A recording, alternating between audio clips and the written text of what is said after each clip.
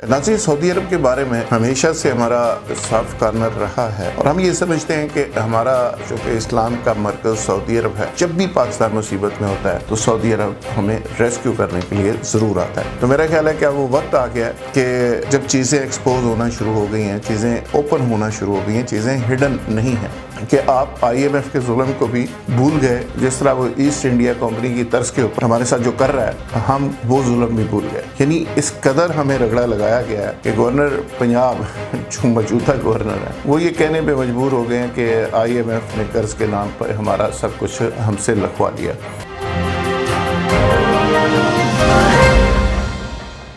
अस्सलाम वालेकुम नाज़रीन, जुल्फ़िकार राहत आपकी खिदमत में हाज़िर। नाज़रीन, सऊदी अरब के बारे में हमेशा से हमारा साफ कॉर्नर रहा है और हम ये समझते हैं कि हमारा जो कि इस्लाम का मरकज़ सऊदी अरब है, और ये भी एक कंप्रेशन माजी में चला आ रहा है कि सऊदी अरब जब भी पाकिस्तान मुसीबत में होता है तो सऊदी अरब हमें रेस्क्यू करने के लिए ज़रूर आता है। जब भी हम मुसीबत में होते हैं और वो हमें फाइनेंशली सपोर्ट ज़रूर करता है, वो खा सस्ते तेल की सूरत में हो, उधार तेल की सूरत में हो या पैसों की सूरत में हो। लेकिन एक बात हमेशा से मैं तो खैर तवातर के साथ करता चला आ रहा हूँ कि कोई ज़रूरतमंद गैरतमंद नहीं हो सकता। अगर हम समझें कि सऊदी अरब इसी तरह हमें सपोर्ट करता रहे और ये सपोर्ट करता रहेगा, तो ये ख्वाहिश मैं समझता हूँ कि बज़ाते खुद एक ऐसी ख्वाहिश है जैसे एक हारे हुए जुआरिये की ख्वाहिश है कि मैं जितने मर्ज़ी पैसे हारता जाऊँ, जितनी मर्ज़ी नालायकियाँ करता जाऊँ, बस मुझे पैसे मिलने चाहिए। तो मेरा ख्याल है कि वो वक्त आ गया है कि जब चीज़ें एक्सपोज होना शुरू हो गई हैं, चीज़ें ओपन होना शुरू हो गई हैं, चीज़ें हिडन नहीं हैं।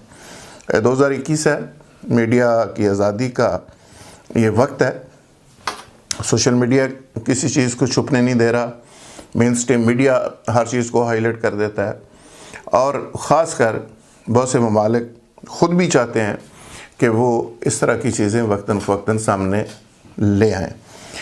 उसके नतीजे में आपको पता ही है कि गवर्नमेंट्स की क्या पोजीशन बनती है, गवर्नमेंट के ख़िलाफ़ ओपिनियन मेकिंग कितनी होती है, और बाज़ औक़ात ऐसी ख़बरें जानबूझ के लीक कर दी जाती हैं ताकि उस गवर्नमेंट के लिए ट्रबल हो और वो गवर्नमेंट एक स्टेज के ऊपर पब्लिक के गैज़ो गज़ब का सामना ना करते हुए फ़ारिग हो जाए। तो हुकूमत पाकिस्तान जिस तरह IMF को डील कर रही थी और एक स्टेज ऐसी आई कि IMF की शराइत इतनी कड़ी हो गई और वो पब्लिक के अंदर हुकूमत पाकिस्तान उसको अफोर्ड नहीं कर सकती थी, और पब्लिक के अंदर किसी सूरत में, चूँकि ये पोलिटिकल चीज़ें भी होती हैं, ये कर्ज़े लेना देना, ये माशी ज़रूरियत से ज़्यादा अब एक पॉलिटिकल डिसीजन हो गया हुआ है कि किस हुकूमत ने कितना कर्ज़ा लिया, IMF से कितना लिया, वर्ल्ड बैंक से कितना लिया, फ़लाने से कितना लिया। तो वो इसलिए भी लोग इसको इस पॉइंट ऑफ व्यू से देखते हैं। लिहाजा ये जो कर्ज़े का पाकिस्तान की मौजूदा हुकूमत के कर्ज़े का मामला था, वो आपको पता ही है कि कितना कर्ज़ा पाकिस्तानी गवर्नमेंट ले चुकी है। मैं उस डिटेल में नहीं जाना चाहता, लेकिन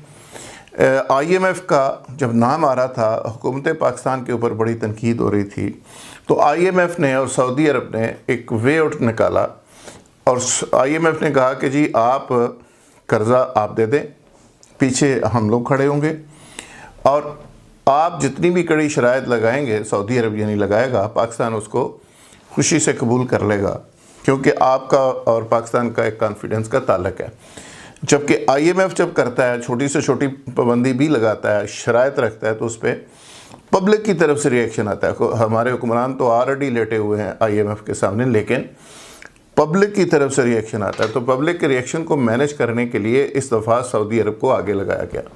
अब सऊदी अरब ने क्या किया कि आप IMF के जुल्म को भी भूल गए। जिस तरह वो ईस्ट इंडिया कंपनी की तर्ज के ऊपर हमारे साथ जो कर रहा है, हम वो जुल्म भी भूल गए। यानी इस कदर हमें रगड़ा लगाया गया है कि गवर्नर पंजाब जो मौजूदा गवर्नर है, वो ये कहने पे मजबूर हो गए हैं कि IMF ने कर्ज़ के नाम पर हमारा सब कुछ हमसे लखवा लिया। माजी के अंदर बड़ा शोर मचा था कि जी इस्लामाबाद का जो एयरपोर्ट है वो आधा रहन रख दिया गया है। फिर M2 की बात हुई कि उसको गिरवी रख दिया गया है। अब जो मौजूदा कर्ज़े लिए जा रहे हैं, पहली खबर तो ये है कि इसमें इस्लामाबाद का एयरपोर्ट, लाहौर का एयरपोर्ट, M2 कंप्लीट और 2 मोटरवे, और ये कुछ 4-6 प्रॉपर्टीज़ बनती हैं बड़ी सेंसिटिव और बड़ी स्ट्रेटजिक नौइयत की, वो सारी की सारी गिरवी रख दी गई। सॉवरेन गारंटी आपको पता है कितनी इम्पोर्टेंट होती है। आजकल हमें उस पर तो कोई कर्ज़ा दे लेकर नहीं दे रहा, लेकिन हमें वो पूछते हैं कि हमें इस कर्ज़े के बदले गिरवी क्या रखेंगे। यानी आपके पास ये ऐसे ही होता है कि कोई शख्स ऐसा जिसको कर्ज़ा लेने की लत हो और कुछ जुआरिया टाइप आदमी हो और वो कर्ज़ा ले और कर्ज़ा उसमें वो हार जाए जुए में, तो फिर कर्ज़ा देने वाले अगली दफ़ा कहते हैं भाई कोई गारंटी तो दो, अगर आप कर्ज़ा हार गए इस दफ़ा भी या जुआ हार गए तो फिर उसके बाद क्या देंगे, हमें क्या देंगे। तो उसके लिए फिर क्या क्या होता है, मैं वो कहना नहीं चाह रहा था लेकिन कहना पड़ेगा। फिर वो जुआरिये को अपने घर के बर्तन, फिर जुआरिये को किसी स्टेज के ऊपर अपने बच्चे और बीवी, वो भी वहाँ पे सरेंडर करनी पड़ती है। तो हमारे यहाँ मेरा ख्याल है कि नौइयत तकरीबन ऐसी आई गई है कि अब सिचुएशन ये हो गई है कि हमने कहा है कि जी हम अगर कर्ज़ा बर वक्त अदा नहीं करेंगे तो ये सब कुछ हम करेंगे, ये करेंगे, वो करेंगे, वगैरह वगैरह, एक लिस्ट है लंबी। लेकिन उसके साथ साथ जो सऊदी अरब ने हमारा कबाड़ा निकाला है, उसने वाकई बता दिया है कि जो ज़रूरतमंद होता है वो गैरतमंद नहीं हो सकता। लिहाजा उसने कहा है कि जी आप लोग ज़रूरतमंदी की बात भी करते हैं, बड़ी गैरतमंदी की बात भी करते हैं, ये दोनों काम इकट्ठे नहीं हो सकते। लिहाजा पाकिस्तान को सऊदी अरब ने खासा औकात याद कराई है। गारंटियों के अलावा वो तो ज़िक्र हो गया, उन्होंने यहाँ तक कह दिया है कि पहली दफ़ा तारीख़ में पहली दफ़ा सऊदी अरब खैर बदल रहा है, यहाँ जिस तरह पाकिस्तान बदल रहा है इसी तरह नया सऊदी अरब भी बन चुका है, नया पाकिस्तान भी बन चुका है। तो नए सऊदी अरब के अंदर सूद भी जायज़ हो गया। उन्होंने कहा जी कि सूद हम लेंगे और बड़ी कड़ी शराइत के ऊपर लेंगे, उसका एक पूरा सिस्टम। और हमने कहा जी बिस्मिल्लाह एक्सेप्टेड, क्योंकि वो भी रियासत मदीना है और ये भी रियासत मदीना है। एक रियासत मदीना दूसरी रियासत मदीना को जब दे रही है, लोन दे रही है रियासत मदीना से रियासत मदीना तक, तो फिर ज़ाहिर है उस पर सूद तो होगा। और ये रियासत मदीना चूँकि बड़ी जदीद रियासत मदीना बन रही है तो सूद तो उसमें जायज़ है। फिर उसमें कहा गया कि पाकिस्तान अगर मीट नहीं करता वो कंडीशंस को, तो सऊदी अरब के लिए ये इजाज़त होगी उनको कि वो 72 घंटे में अपना लोन वापस मांग सकें, ले सकें। अच्छा, 72 घंटे में आप कहाँ से लोन देंगे, और अगर लोन आप नहीं देते तो उसके बाद भी कुछ कड़ी शराइतें हैं वो आपको पूरी करनी पड़ेंगी।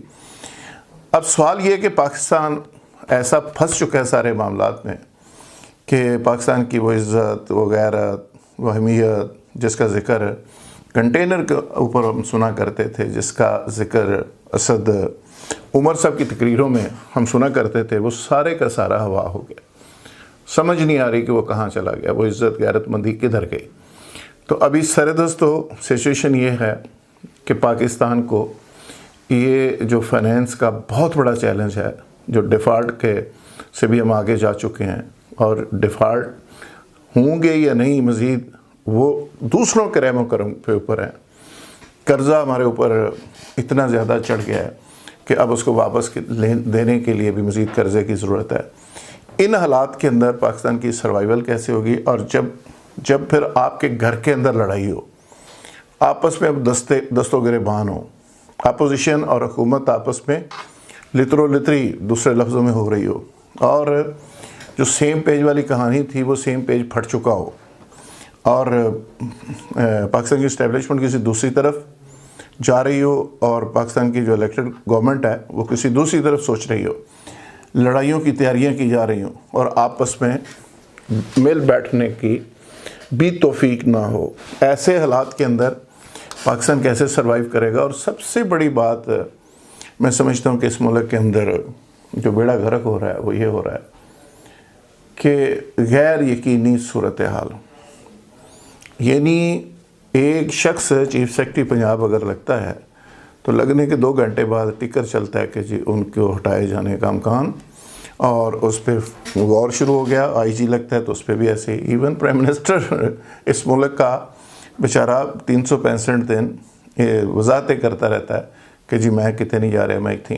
ये जो गैर यकीनी सूरत हाल होती है ये मुल्कों को तबाह बर्बाद कर देती है।